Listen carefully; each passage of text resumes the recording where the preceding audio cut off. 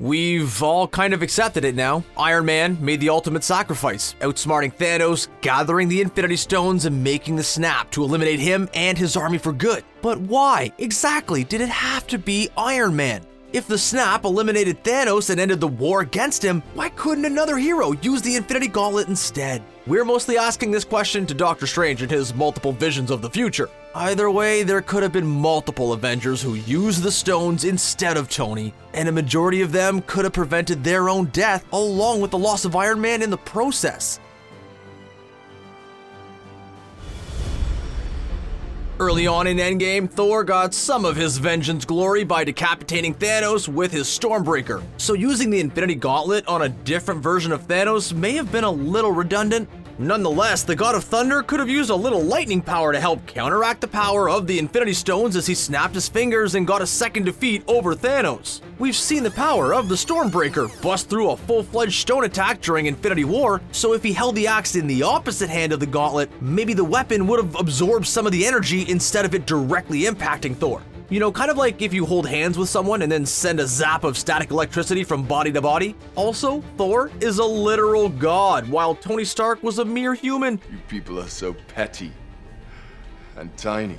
We're pretty sure he would have been A-okay using those stones. The extra pounds that Thor was carrying around could have also helped spread out the power and the pain that occurs from executing the snap. And if Thor did perish, just imagine the great play that would be hosted for him in his honor on New Asgard. But in most likelihood, he would have been okay and still off on some adventures with the Guardians of the Galaxy. Who the hell are you guys?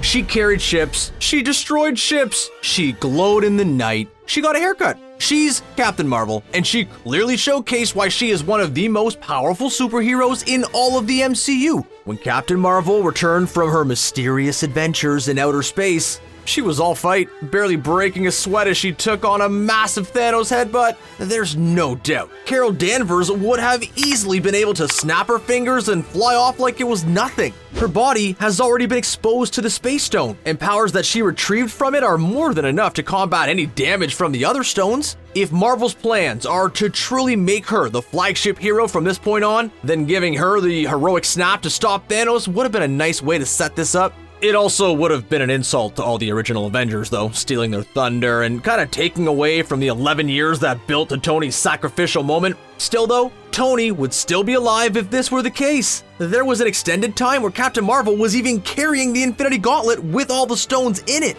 Just one little slip-on of the glove and Thanos would have been dust without the need for Tony to do the deed.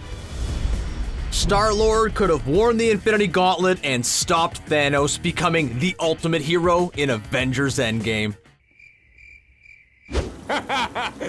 Are you done laughing? Well, don't go to the next video yet, just hear us out for a moment. We've already seen Starlord hold the Power Stone with his bare hand, but this was when he still had half of his celestial powers. After defeating Ego in Guardians of the Galaxy Volume 2, Starlord becomes mortal again, and clearly couldn't barehand any of those stones without dying. But if Tony made the sacrifice, so could Starlord, especially because a lot of this was his fault anyway. Starlord really screwed up in Infinity War and didn't really get a shot at redemption. The only shot that he did get was a pretty hard-hitting kick at his personal quill from the 2014 Gamora.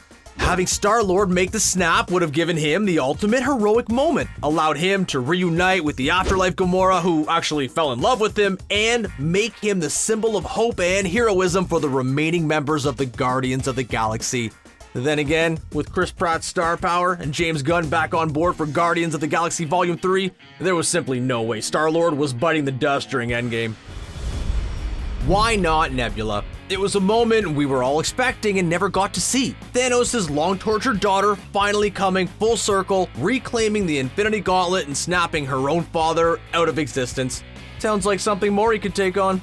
The moment of Nebula wearing the Infinity Gauntlet happened in the comic books, but we never got to see them transition on the big screen. And in the MCU, We truly believe Nebula could have held her own when using the stone. Half her body is made of various parts and the other half is Thanos' DNA. If Thanos could handle the gauntlet pretty well, then Nebula could have done the same. Not only would Nebula have gotten some revenge on her father, but she could have done the deed in honor of her fallen sister Gamora. And if Nebula perished while making a snap, then her story would have come full circle anyway. Of course, we're still excited she survived and will continue her adventures in the next Guardians of the Galaxy, but the whole father-daughter story was just too compelling to not consider.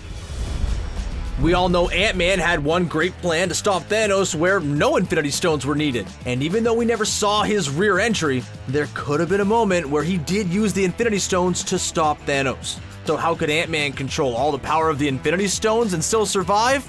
By becoming Giant Man.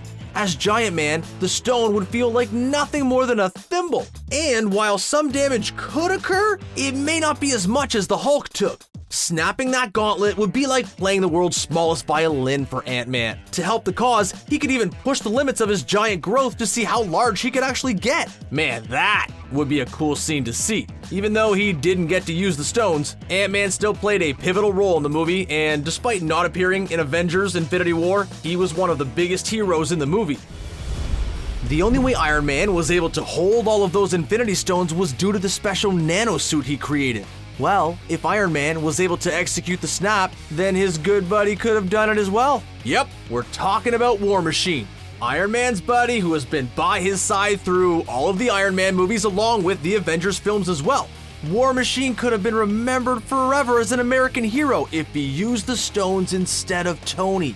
By snapping his fingers, Rhodes would have made the ultimate sacrifice for his friend. From what we know in the MCU, Rhodes doesn't have a wife or kids. By giving up his life in honor of everyone, Stark could have lived on to raise his daughter and have a happily ever after with Pepper Potts. Too bad he was too busy teaming up with Rocket Raccoon and taking on the other forces. War Machine often lives in the shadow of heroes like Iron Man, so to have him step out and become the ultimate hero would have been a fitting end for the character. That's the whole story? Yeah, it's a War Machine story. Oh, this is very good then. The power of the Infinity Stones was not only clear when half of the universe's population was wiped away, but also when seeing the damage it did to both Hulk's and Thanos' arms. So how could they have solved this with the next snap? The Winter Soldier, of course. Bucky Barnes' arm is extremely powerful, as seen in The Winter Soldier, Civil War, and the past two Avengers movies. How much for the arm? So if he got a hold of the Infinity Gauntlet, it would have blended in nicely with his arm, despite being a clash of silver and gold. Oh, I'll get that arm.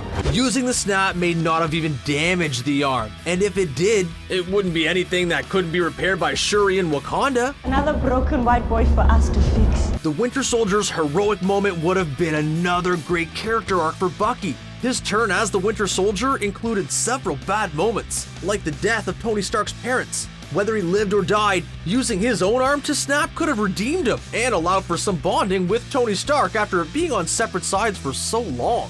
Plus, it would have given Captain America a little more confidence in retiring to be with Peggy Carter and knowing the world was in good hands. After multiple movies, it's like we've only just begun to see the massive amount of power Scarlet Witch actually has. In her confrontation with Thanos, she was almost able to overtake the Mad Titan before his ships unloaded on her. He would have literally been torn limb by limb if the airships didn't shoot out of the sky. Her powers were already unleashed from the Mind Stone, so she could probably handle a lot of the power from the other stone. In Infinity War, she had the power to destroy a stone, so she probably could handle anything that they had to offer. Scarlet Witch was able to get her revenge on Thanos for the death of Vision, but completing the job would have been even more satisfying. Scarlet Witch already has a ton of guilt to deal with over her actions in Captain America's Civil War, so saving more lives could have helped make up for it at the end of Endgame. But no worries though, a lot of the heroism from Scarlet Witch is probably being saved for her Disney Plus television series with Vision. We may see even more power and skills from her in the very near future. He held the Mjolnir. He had all the Avengers assemble. He traveled through time. Could Captain America have done even more in Endgame? Probably not, but it would have been nice to see him wear the Infinity Gauntlet just once. The super soldier serum clearly has more power and durability than Tony Stark, but we all know it may have been a little overkill if Steve Rogers did the snap himself. The only reason we would want to see Steve Rogers wear the Infinity Gauntlet is because Captain America did in the comic books. In the comics, when he used the gauntlet, it actually caused every single stone to explode. Captain America survived the massive blast, and it would have been awesome to see it on the big screen. Then again, Santa Claus also wore the Infinity Gauntlet in Marvel Comics, so not everything is going to make it to the big screen. We just have to be grateful for how much Steve Rogers did get to do and how much focus was placed on ending his journey. Maybe there's a point in his alternative timeline journey where he gets to wear the gauntlet to save the world once again. Captain America can really do everything. Okay, so who's the one hero we didn't bring up yet? No, not Howard the Duck. That was a glorified cameo. No, not Mantis. You're getting closer though.